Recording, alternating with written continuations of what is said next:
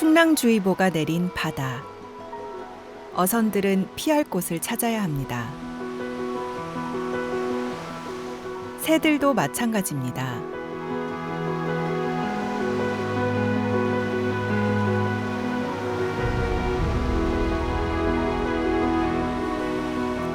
바람을 피해 섬에 내려앉는 새들. 철새는 1년에 2번 번식지와 월동지를 오가느라 수만 킬로미터를 날아야 합니다. 그들이 잠시 쉬어가는 섬은 다양한 나그네들로 북적입니다. 그나마 바닷길 위에 이런 섬이 있어 잠시 날갯짓을 멈출 수 있습니다. 사람 곁에서 휴식을 취하는 황로. 긴 여행의 고단함이 사람에 대한 두려움보다 큰 것일까요? 바다를 건너는 새들에게 섬은 사막의 오아시스와 같은 곳입니다.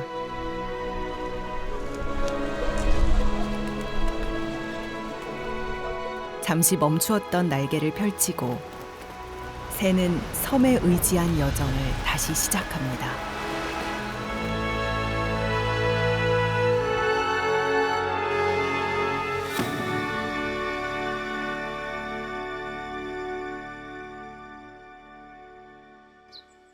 우리가 차를 타고 먼 거리를 이동할 때 중간에 휴게소를 찾곤 하죠. 쉴 수도 있고 목도 축이고 고픈 배도 채울 수 있으니까요.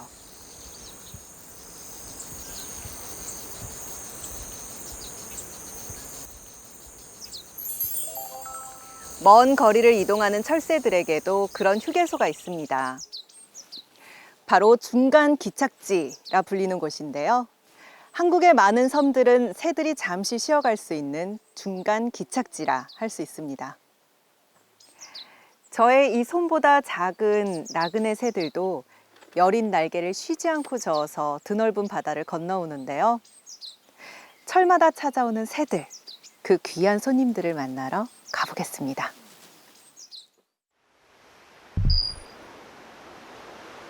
새들을 만나러 섬으로 가기 위해 찾은 목포항. 섬으로 가는 배편이 가장 많은 곳입니다. 줄 엄청 길어. 코로나라 좀 사람이 없을 줄 알았구나. 섬으로 향하는 여행객들로 북적이는 대합실. 안녕하세요. 나가실 때 표랑 2000년도 섬으로 가려는데요. 그 이유가 좀 특별합니다. 4, 5월 달 이 봄에 새들이 섬을 따라서 이동을 하는 시기이기 때문에 이 시기에 맞춰서 섬에 가면은 진짜 굉장히 다양한 새들을 볼 수가 있어요. 봄섬 같은 경우에는 뭐 연례 행사 같은 느낌으로 1년에 한 번은 꼭 가줘야죠. 만약에 그 일상이 너무 바빠서 탐조할 시간이 없다, 1년에 한 번밖에 탐조할 시간이 없다? 그러면은 저라면 봄섬을 가겠습니다.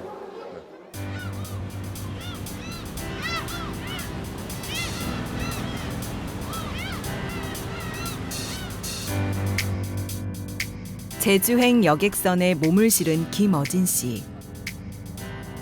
초등학생 때 첫 탐조를 해본 후 새에 푹 빠진 어진 씨는 새를 주제로 한 SNS 채널을 운영하는데요. 구독자 수가 22만 명을 넘습니다. 하체에서 발생할 수 있는 병균들이 다른 곳으로 퍼지는 걸 막아주는 역할을 새에 대해 말하는 몇 안 되는 크리에이터인 어진 씨. 어진 씨가 영상을 만드는 건 새와 그들의 서식지에 사람들이 관심을 갖길 바라는 마음에서입니다. 이렇게 직접 거의 200마리는 가까이 되는 것 같아요.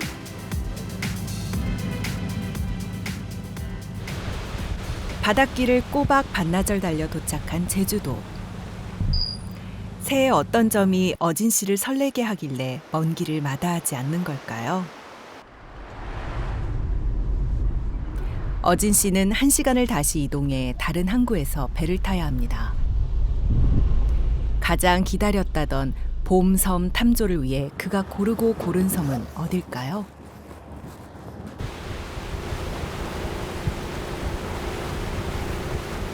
제주도 서남 쪽에 있는 마라도입니다.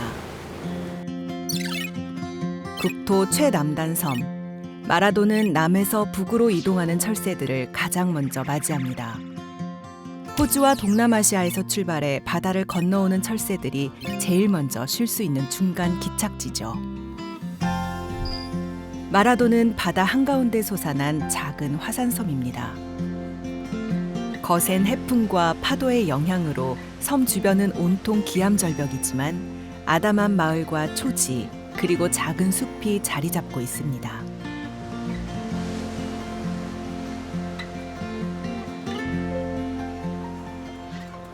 어진 씨는 짐을 내려놓기도 전에 새부터 찾아봅니다. 시작 좋네. 올봄 마라도를 찾은 손님들은 누가 있을까요?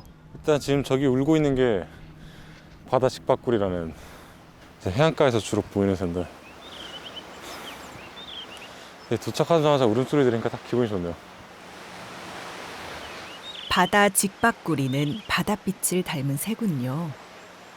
아 혹시 지금 저거 뭐지? 지금 저기 들판에 새가 하나 보이는데 흰날개 호랑이 여름길. 머리 빨갛고 몸통 색깔이 되게 독특하죠. 진짜 예쁜 새인데. 뛰어온다 막. 이쪽으로 뛰어오네. 마라도에서 보기 드문 나그네새, 흰 날개 해오라기. 번식기엔 암컷을 유혹하기 위해 수컷의 깃털색이 화려해집니다. 농경지에서 자주 보이는 여름철새, 쇠백로도 함께 있네요. 번식기가 되면 노란색 깃이 도드라지는 황로까지 모두들 먹이를 찾느라 바쁩니다. 해오라기와 쇠백로, 황로는 이동할 때도 번식할 때도 이렇게 함께 있는 경우가 많습니다. 새에 대해 많이 알수록 재미있는 탐조. 큰일이세요? 눈여겨보면 보물 같은 존재들을 발견할 수 있죠. 지금 제 바로 앞에 보이는 새가 촉새예요. 근데 섬에 오면 가장 많이 보이는 새인데 잘 모르시는 분들이 보면 참새랑 다를 게 없죠. 근데 잘 보시면 참새랑은 이제 머리 색깔이 다르고 머리의 무늬도 다르고 색도 다르고. 여기 이 새들이 바로 참새인데요. 녀석들처럼 내내 한 지역에 머무는 새들을 텃새라고 합니다. 우리는 참새를 흔하게 봐서 작은 철새들을 그저 참새로 여기는 경우가 많은데요. 이동 시기에 철새들이 종종 텃새들 속에서 발견되곤 합니다. 바로 이 찌르레기처럼 말이죠. 유심히 살펴봐야 철새를 알아볼 수 있습니다.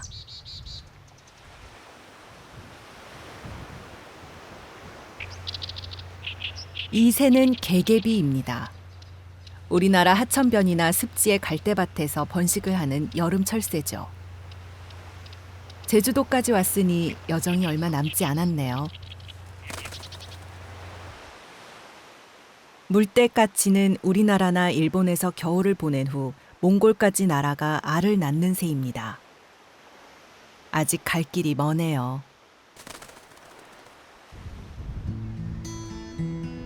민가든 초지든 구석구석 잘 살펴야 숨어있는 귀한 손님들을 찾아낼 수 있습니다. 눈높이를 낮추니 보이는 새도 있습니다. 쇠솔딱새는 숲속의 작은 나뭇가지에 앉는 습성이 있는데요. 저 작은 몸으로 히말라야나 바이칼호까지 갑니다.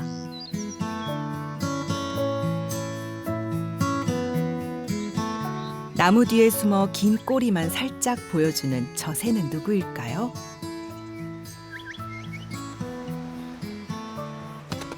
꼬리 깃이 인상적인 긴 꼬리 딱새입니다. 수컷은 번식기에만 이렇게 꼬리가 길어집니다. 암컷에게 잘 보이기 위한 치장이죠.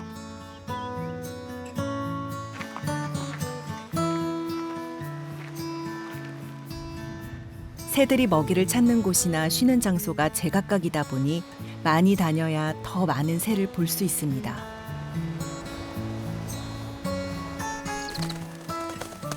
먼 거리를 가야 하는 철새들은 이런 섬에서 쉬어가며 체력을 보충해야만 남은 여정을 계속할 수 있습니다.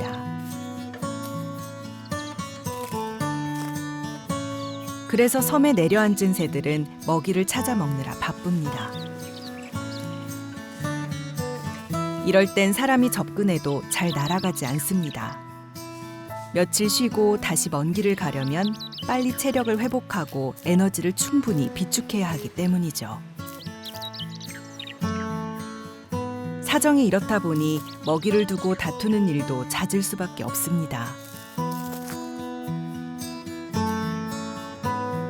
작은 새는 축적할 수 있는 열량의 한계가 있어서 섬마다 내려 에너지를 다시 채워야 합니다. 섬이 거대한 바다를 건너는 새들에게 징검다리가 되어주는 거죠. 어진 씨가 쌍안경에서 눈을 떼지 못합니다. 아, 너 뭔데? 뜻밖의 새를 발견한 모양입니다. 회색 바람까마귀, 회색 바람까마귀.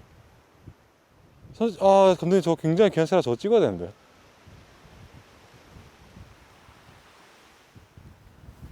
찍기가 어렵네. 아, 있다. 찍었다. 회색 바람까마귀가 맞는 것 같은데? 대박이네. 아, 이거는 지금 카메라 가져와서 찍어야 되는데 어떡하지? 야, 역시 마라도. 역시.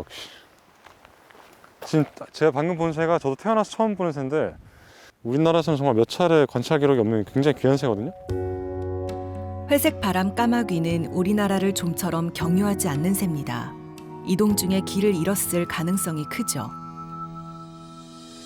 섬 탐조의 묘미는 다른 지역에 비해서 일단 볼 수 있는 새가 훨씬 다양한데 예측이 안 된다는 거죠. 어떤 새를 볼 수 있을지. 혹시 이 섬에 가면 엄청 귀한 새를 보게 될지도 몰라. 막 열심히 돌아다니죠. 그러다가 이제 못 보는 게 이제 보통이지만 그러다가 어쩌다가 이제 귀한 새를 보게 되면 대박, 나이스, 이제 이런 거죠. 회색 바람 까마귀가 길을 잃은 건 날씨 탓일 겁니다. 봄철 바다와 섬의 날씨는 변화무쌍합니다.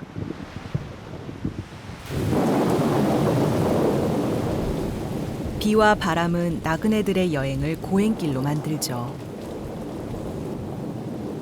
나무가 거의 없는 마라도에선 새들이 비를 피할 곳이 없어 더욱 어려움에 처합니다.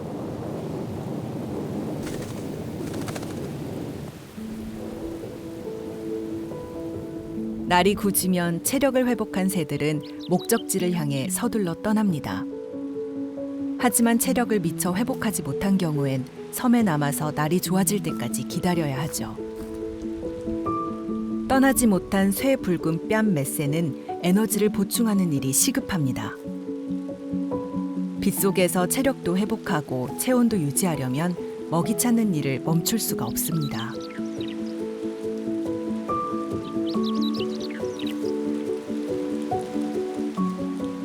빨리 에너지를 비축해야 하는데 비의 체온이 떨어지니 새들에겐 이중고입니다.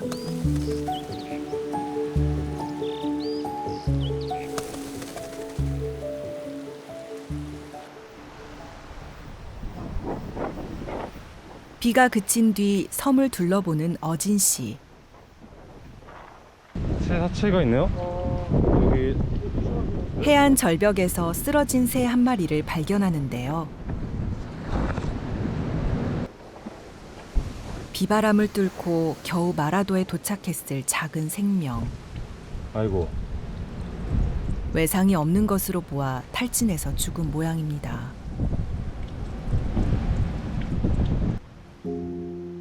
필사적으로 두 날개를 저어왔지만 여기가 마지막 여정이 되어버렸습니다.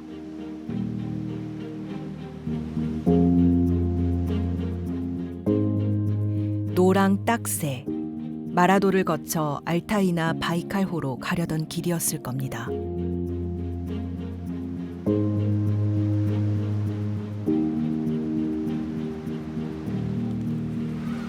수천 킬로미터의 장거리 여정에서 몇몇 작은 새들은 낙오하고 맙니다.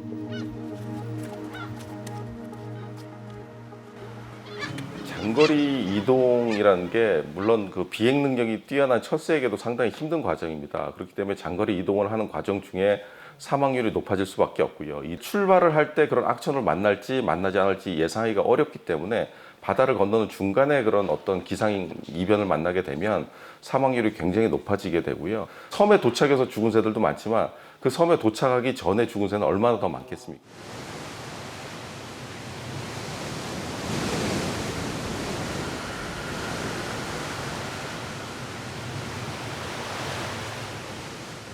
거친 날씨를 뚫고 섬에 도착해도 안심하긴 이릅니다.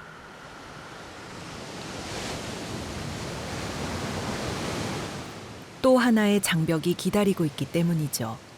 바로 천적입니다. 마라도에는 새를 사냥하는 맹금, 매가 살고 있습니다.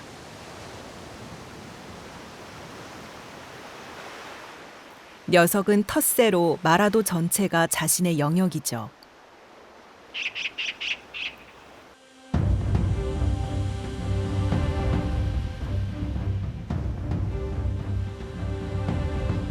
서서히 바람을 타던 매가 하늘로 솟구쳐 오르는 것은 사냥의 징조입니다.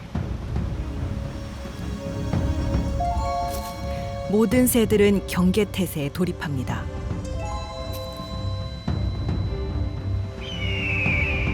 눈은 매를 쫓고 몸은 납작 숨겨야 하죠. 그렇지 않으면 사냥꾼의 표적이 됩니다. 다시 왔다. 오늘 뭐 사냥한다. 우와! 이거 감독님 이거.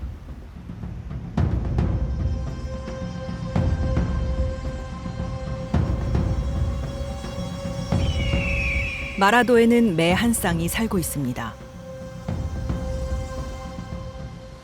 매는 주로 접근이 힘든 해안 절벽에 둥지를 틉니다. 마라도의 험준한 동쪽 절벽이 녀석의 주부대죠.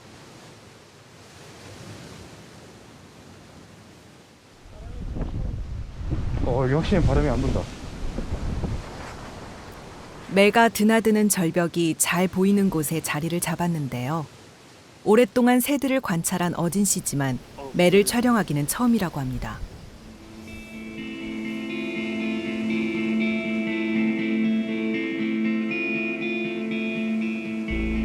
절벽에 올라 자리를 잡는 매. 매의 영역은 반경 1km지만 사냥 범위는 20km가 넘습니다.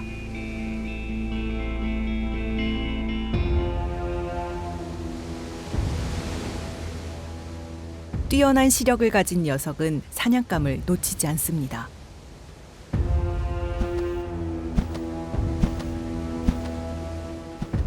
빠르게 급강하해 나는 새를 공중에서 낚아채려는 매.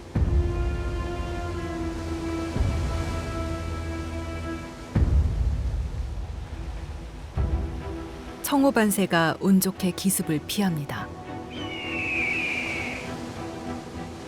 매는 지구상에서 가장 빠른 동물입니다. 최고 속도는 시속 300km. 빠르게 달리는 KTX와 비슷하죠.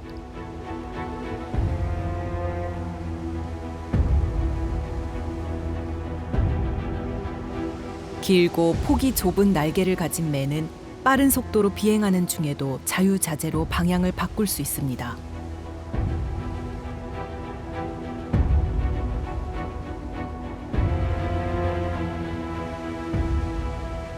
추격보다 기습에 능한 사냥꾼이죠.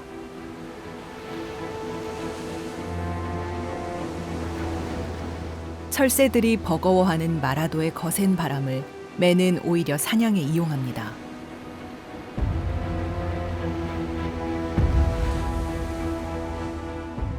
높이 떠올라 바다를 살피는 매.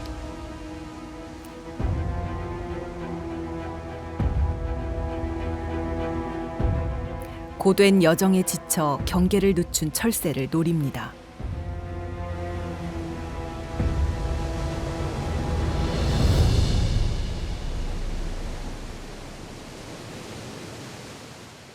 작은 새 한 마리를 잡았습니다.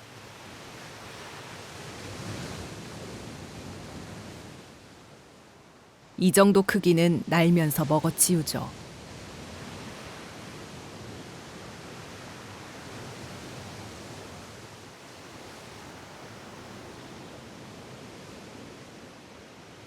이번엔 제법 큰 먹이를 사냥했습니다.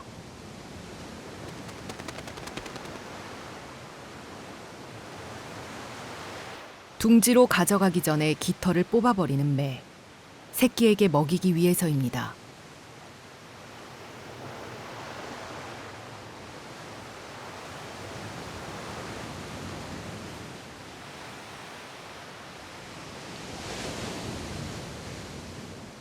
매는 봄철 철새의 이동 시기에 새끼를 키웁니다. 먹이가 가장 풍부하기 때문이죠.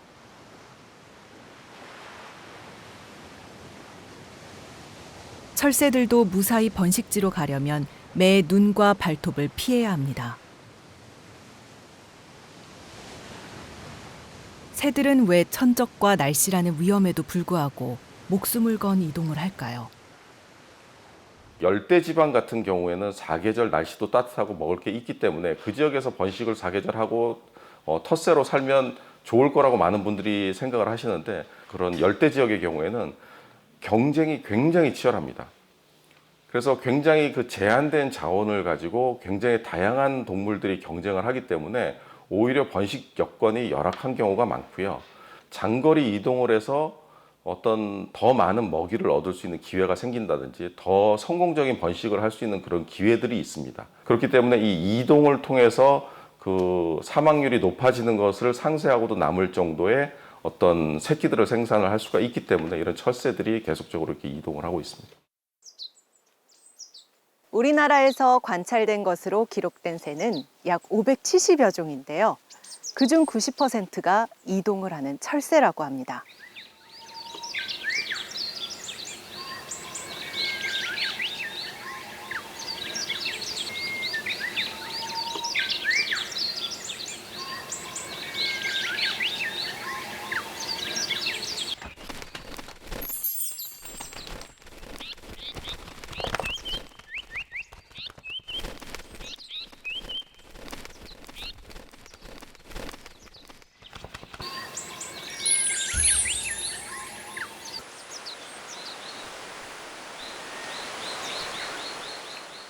새처럼 자유롭게 하늘을 날고 싶다.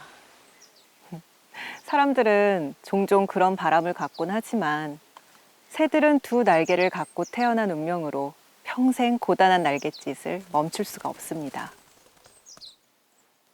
그렇다면 새들은 자신이 가야 할 길을 어떻게 할 수 있을까요?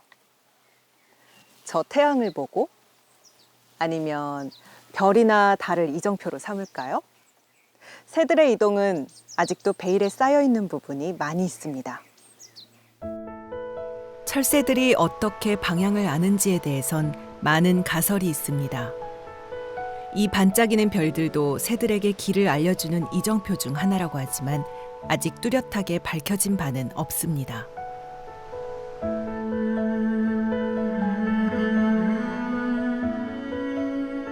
어둠과 안개로 덮인 바다에서 등대는 어선들의 이정표가 되어주죠.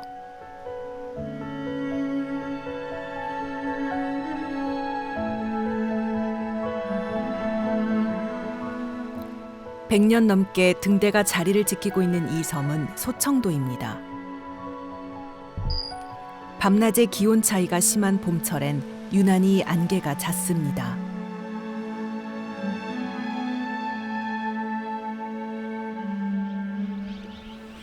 안개와 함께 새들도 섬에 몰려왔습니다.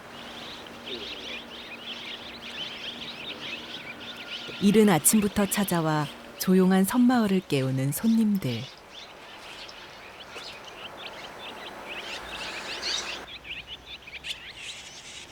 수십 마리는 되어 보이는데요.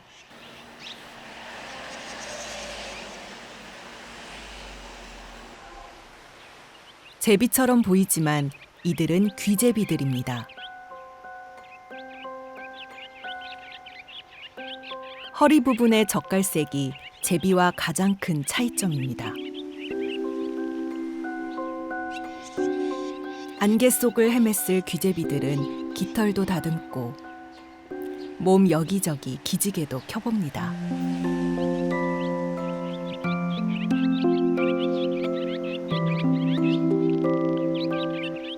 귀재비들이 이곳을 찾는 가장 큰 이유는 휴식.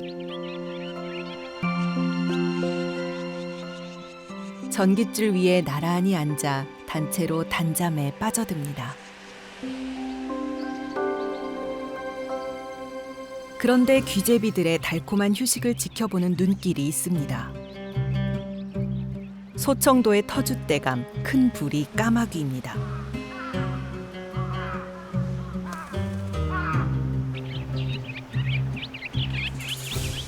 큰 부리 까마귀의 등장에 소동이 일기 시작합니다.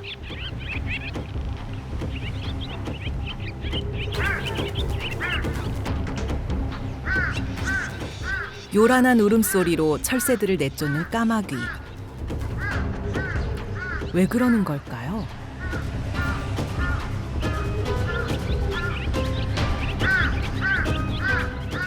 귀재비들의 혼란한 비행이 계속되자 그제서야 움직이는 큰 부리 까마귀.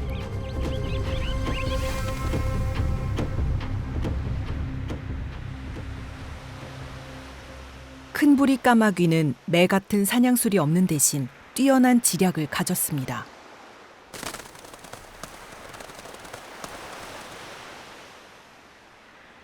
이제 막 섬에 도착한 새들의 휴식을 방해해 그중 지쳐서 잘 날지 못하는 녀석을 낚아챈 큰 부리 까마귀. 평소대로라면 녀석이 날쌘 제비를 따라잡아 사냥하는 건 불가능한 일입니다.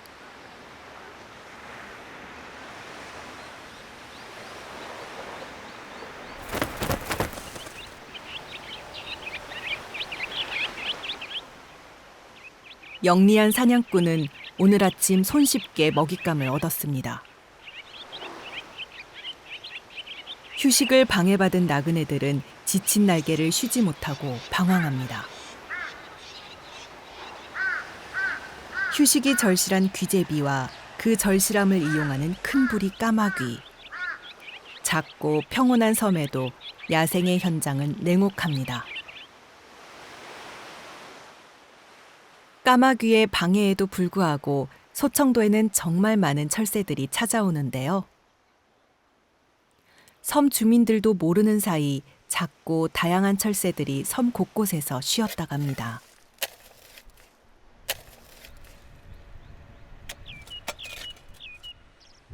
대륙 검은 집바귀는 적은 수가 한반도를 통과하는 나그네 새인데요.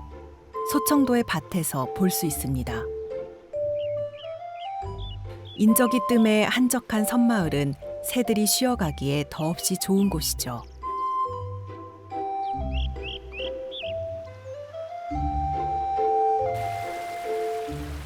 소청도는 섬 중에서도 물 사정이 좋은 편입니다. 해수 담수화 시설이 있기 때문인데요. 이 배수로에 많은 새들이 찾아옵니다.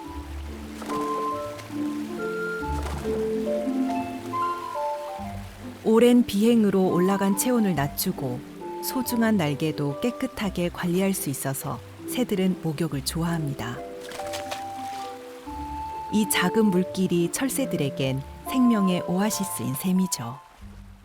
대부분의 산새들의 경우는 바다에 이렇게 내려앉지를 못합니다. 그렇기 때문에 바다를 건널 때 최단거리로 안전하게 건널 필요가 있고요. 그 목적에 가장 부합하는 지역이 이 지역이라고 할 수 있습니다. 중국의 산둥 반도와 우리의 옹진 반도를 건너는 것이 서해를 가로지르는 가장 가까운 비행 경로인데요. 소청도가 그 길에 위치해 있습니다. 그래서 소청도에선 철새에 대한 연구가 활발합니다. 많은 철새들이 소청도를 통과하는 봄철엔 숲 안쪽에 그물을 쳐놓고 철새를 포획하는 작업이 진행됩니다.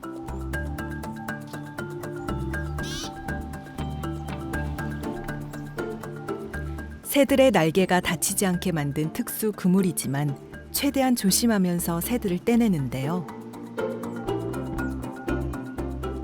포획한 새들은 서로 상처를 입히지 않게 꼭 한 마리씩만 주머니에 넣습니다. 이것은 철새 이동의 비밀을 밝히는 연구를 위한 작업입니다. 2년 전 소청도에 문을 연 국가철새 연구센터. 소청도를 비롯한 서해 5도 지역의 철새들을 연구 중인데요. 조류학을 전공한 학자들이 숙련된 손길로 새들을 계측합니다. 작은 철새들은 2005년이 되어서야 이동 생태에 대해 연구할 수 있는 기반이 마련되었는데요. 작은 철새류의 이동 생태를 연구하는 데는 가락지를 부착하는 방법이 가장 많이 사용되고 있습니다.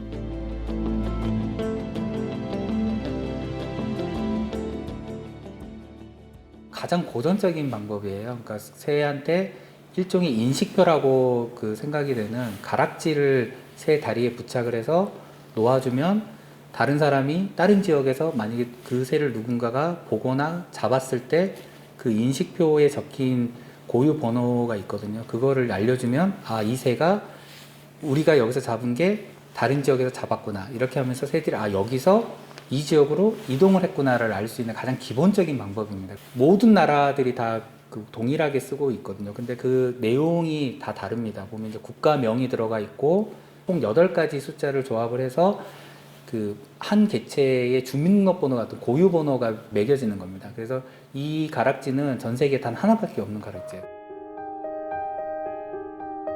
알루미늄 합금으로 만들어진 가락지는 무척 작은 데다 1g도 채 나가지 않습니다. 새들의 비행에 방해가 되지 않도록 만들어진 것이죠.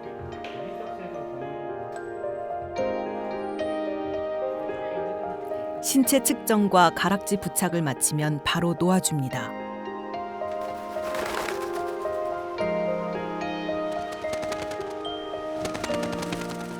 가락지를 이용한 이동 경로 연구는 다시 포획해야만 정보를 확인할 수 있는 데다 이동에 대한 자세한 정보를 얻을 수가 없어서 한계가 있습니다.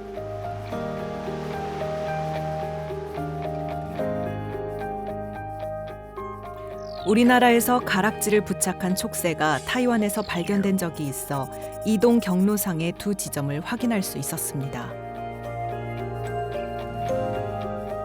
철새들의 이동 생태에 대한 연구는 그 기술이 점점 발전하고 있는데요.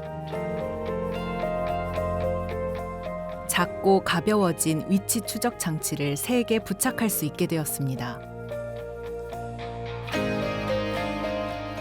새의 몸에 부착된 위치 추적기는 새의 GPS 정보를 보내주기 때문에 클릭 몇 번만으로도 새의 이동 경로를 쉽고 정확하게 파악할 수 있습니다.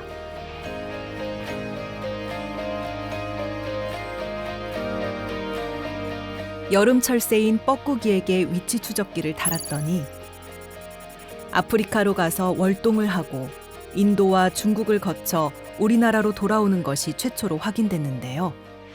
그 거리가 무려 25,000km나 됐습니다. 하지만 위치 추적기는 몸집이 큰 철새에게만 부착할 수 있습니다. 작은 철새들의 이동 경로 연구는 아직 가락지밖에 방법이 없습니다. 새들에게 스트레스를 주며 쉽지 않은 이 연구를 계속하는 건 새들의 안전한 이동에 도움이 될 거라는 확신 때문입니다.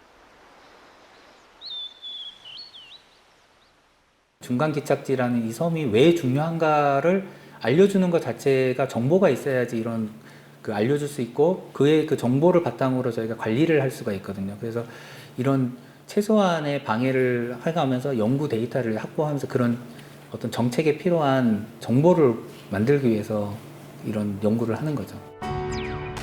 세계 각국의 학자들이 철새 이동에 관한 연구를 지속한 결과 대륙별로 철새들이 많이 이용하는 8개의 주요 이동 경로가 밝혀졌습니다.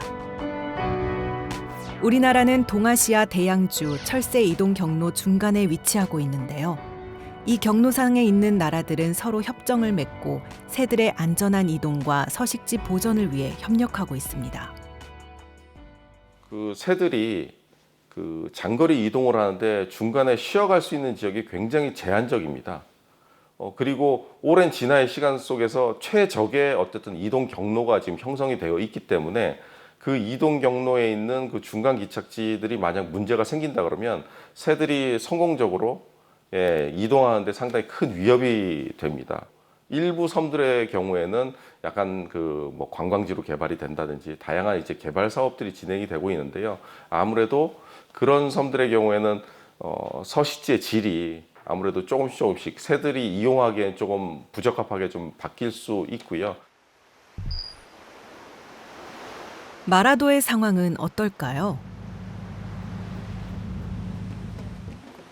여의도보다 훨씬 작은 섬에 매년 찾아오는 관광객만 60만 명. 섬 전체가 천연 기념물이지만 면적당 관광객 수는 전국 최고에 가까운데요. 국토 최남단이라는 상징성과 뛰어난 풍광 덕분에 관광객들은 섬 구석구석을 둘러봅니다. 그런데 마라도에 철새가 많다는 것을 아는 사람은 많지 않습니다. 의도치 않게 철새의 휴식을 방해할 수 있다는 것도 잘 모르죠. 관광객들이 마라도에 머무는 시간은 오전 10시부터 오후 4시까지. 그 사이 새들은 맘 편히 쉴 수가 없습니다. 휴식을 방해받은 새들은 섬을 떠나거나 하늘을 방황할 뿐입니다.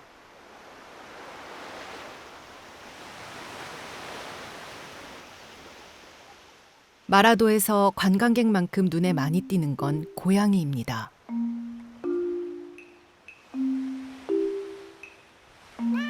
대부분 주인이 없는 들고양이인데요.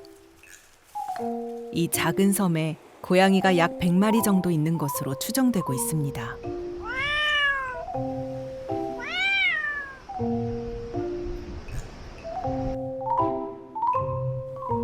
길고양이를 입양해 키우고 있을 만큼 고양이를 좋아하는 어진 씨. 하지만 섬에서 고양이들을 보는 심경은 복잡하기만 합니다. 지금 제가 다녀본 곳 중에서는 고양이가 제일 많아요. 이동 시기 때마다 섬에 많이 들어갔었는데 이렇게 많은 곳은 여기가 처음이에요. 네. 고양이들은 섬 곳곳에 있습니다. 풀숲에 숨어 쉬고 있을 때도 유전자에 각인된 사냥꾼의 본능은 깨어있죠. 고양이의 존재를 모른 채 내려앉은 새 한 마리.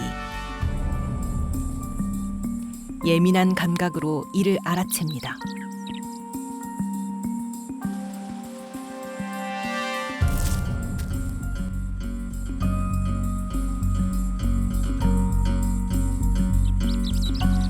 배고픈 맷새는 포식자의 접근을 알아채지 못합니다. 은밀하게 거리를 좁히는 고양이.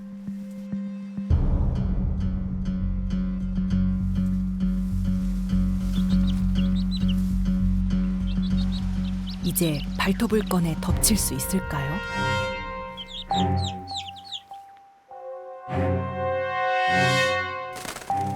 맷새가 고양이를 알아챈 모양입니다.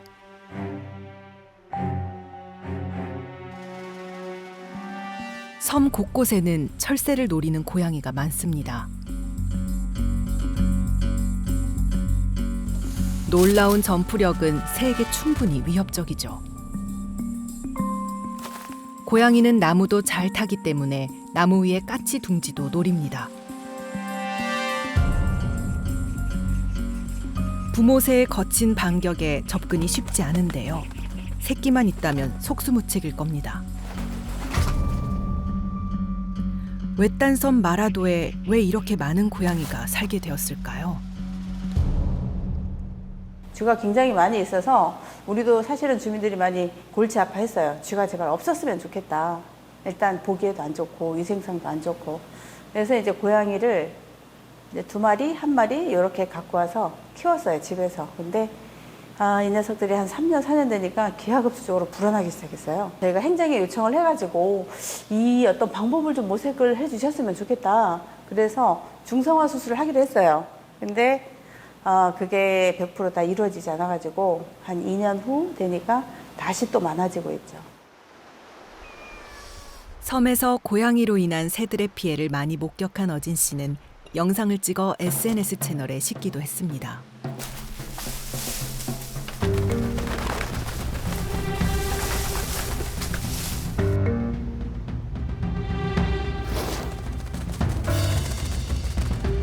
중간 기착지에 막 도착해 지친 새들은 고양이들의 손쉬운 사냥감입니다.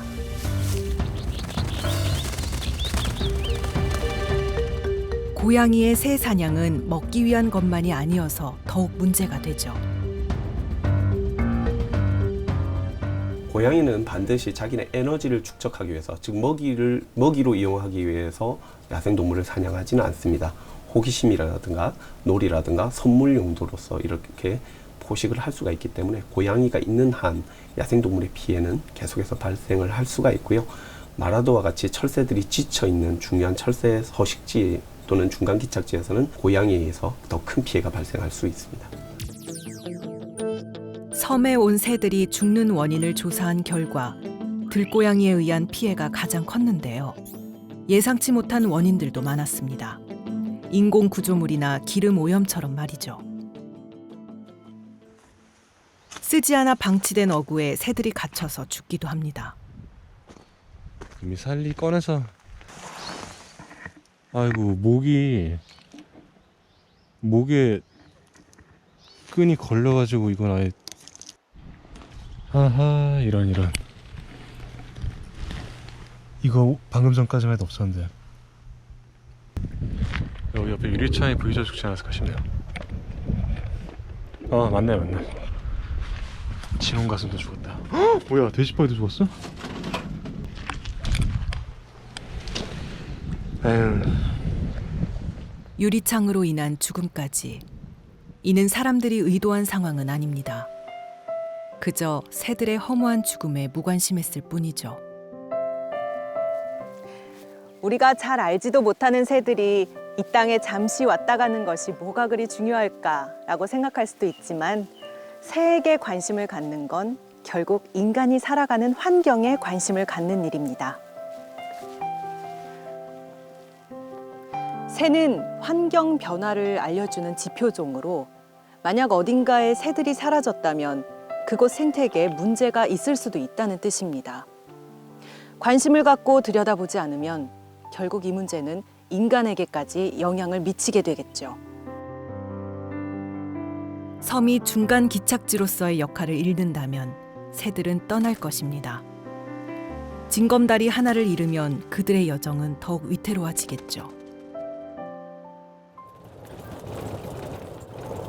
어떻게 하면 조금이라도 철새들이 안심할 수 있는 섬으로 만들 수 있을까요? 이게 어떤 거냐면 이게 고양이들이 밤에 막 돌아다니잖아요. 야광이구나. 네, 맞아요. 새들이 이걸 보고 빨리 도망갈 수가 있어요. 그래서 고양이들이 새를 장난으로 잘 못 잡게. 이 고양이 목도리가 어떤 거냐면 이 알록달록한 무지개 색깔의 목도리인데 고양이들이 이 목도리를 차게 되면 새들이 이 고양이를 쉽게 보고 확 달아날 수가 있대요. 그러니까 고양이들의 새 사냥 성공률을 87% 정도 감소시켜준다고 하는데 들고양이 몇 마리를 돌보는 아주머니가 선뜻 어진 씨의 부탁을 들어줍니다. 고양이 목도리는 사람이 만질 수 있는 고양이에게만 씌울 수 있어 완전한 해결책은 되지 못합니다. 하지만 고양이에 의해 철새들이 피해를 입고 있고 고양이만큼 새도 소중한 생명임을 알리기 위해 어진 씨는 주민들에게 목도리를 나눠줍니다. 네. 목걸이도 그냥 주셔. 5, 6. 여섯. 이거 그거. 네, 이것도 감사해요. 아유, 아닙니다. 내가 아니 있는 대로 탁 껴놓고. 아니 이거를 다행히 준비해온 목도리를 모두 나눠줄 수 있었습니다.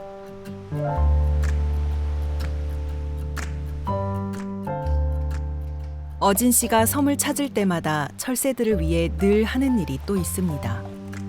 이게 높이가 중요한데 페트병을 잘라 뭔가를 만들고 있는데요.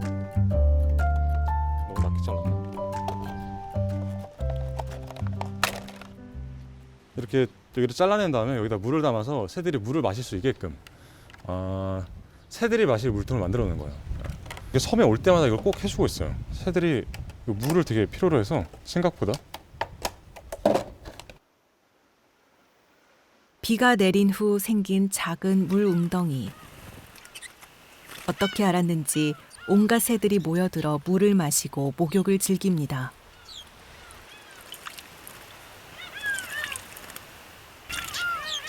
바닷물로 목을 축일 수 없기에 섬을 만나 마시는 물은 생명수입니다.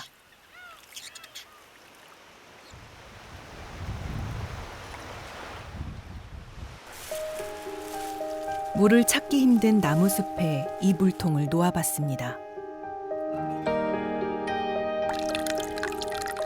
과연 어진 씨의 페트병 옹달샘에도 새들이 찾아올까요? 작은 산새들이 찾아왔습니다. 쇠솔딱새는 목을 축이고 갔고 흰 배 맷새는 목욕을 즐겼죠. 그저 작은 웅덩이 하나 마련해줬을 뿐인데 새들에겐 큰 도움이 됐군요.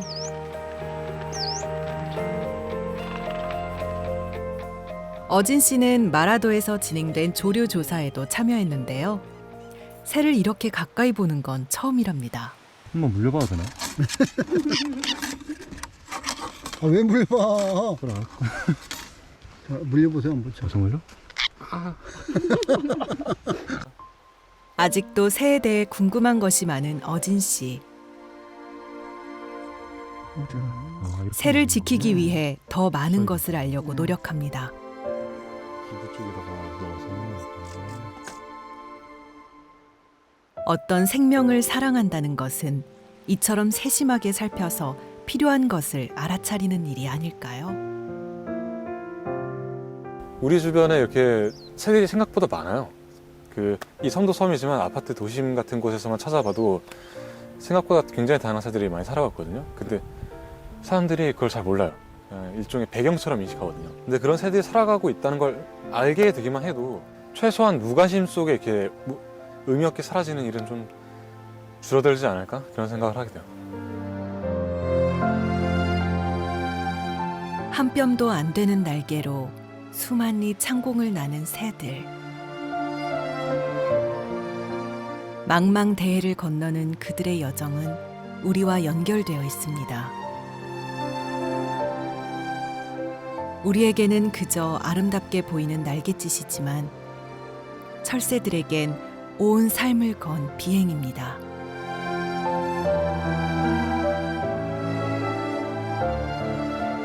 작은 날개의 위대한 여정이 무사히 이어지려면 우리의 섬들이 그들의 소중한 징검다리로 남아야 합니다.